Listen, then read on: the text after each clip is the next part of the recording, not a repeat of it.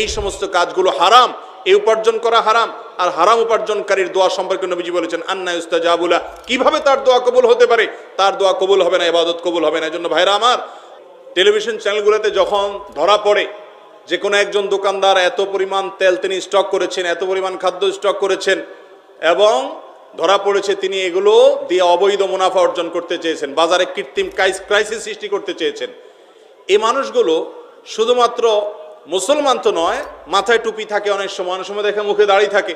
শুধু তারা কেন, অনেক বড় বড় ব্যবসায়ী আছে যে রমজানের শেষ দশকে গিয়ে কাবা বাইতুল্লাহ গিয়ে ইতিকাফ করে, রমজানে উমরা করে, অনেক দান সাদকা করে, রোজাও রাখে, রোজা রেখে সে 2 নম্বরই করে, আছে না নাই?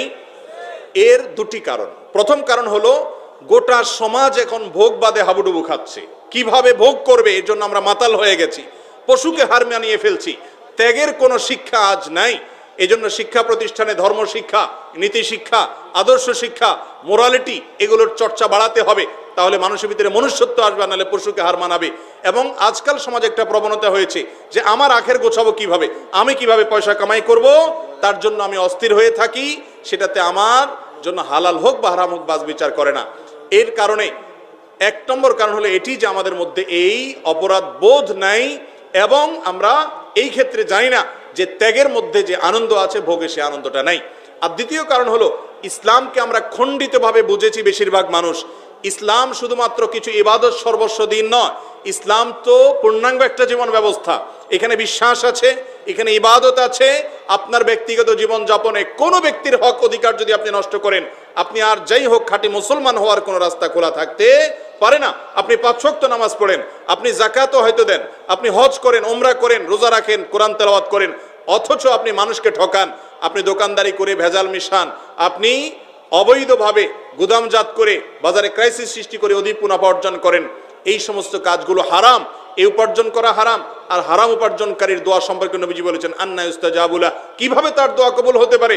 তার দোয়া কবুল হবে না, ইবাদত কবুল হবে না। এজন্য ভাইরা আমার, যে সমস্ত ব্যবসায়ী ভাইরা মনে করছেন যে আমি দান সদকা করে আমার কালো টাকা সাদা করে ফেলবো, হারামটা হালাল করে ফেলবো, বৃদ্ধ বয়সে আমি তাসবিহ তাহলিল করে সব কাটাকাটি হয়ে যাবে, তারা ভুলের স্বর্গে বাস করছেন। বান্দার হক আল্লাহ তাআলা মাফ করবেন। অতএব আপনি ব্যবসা করতে কোনো অসাধুতা যদি অবলম্বন করেন, একইভাবে যারা ক্রেতা তাদেরও অনেক কর্তব্য আছে বিক্রেতার প্রতি, সেগুলো তারা পালন করতে হবে। নবী করিম সাল্লাল্লাহু আলাইহি ওয়াসাল্লাম বলেছেন রাহিমাল্লাহু রাজুলান সামহান ইযা বা সামহান ইযা ইশতারা, আল্লাহ রহম করেন যে ব্যক্তি কিনতে গেলেও ভালো মানুষের পরিচয় দেয়, বিক্রি করতে গেলেও ভালো মানুষের পরিচয় দেয়।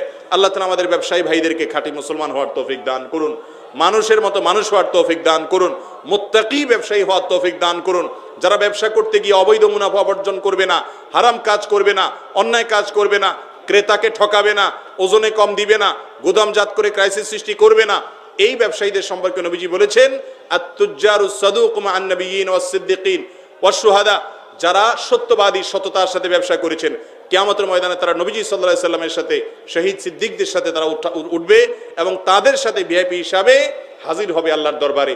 আল্লাহ তাআলা আমাদের সবাইকে সব ক্ষেত্রে সততা অবলম্বন করার তৌফিক দান করুন।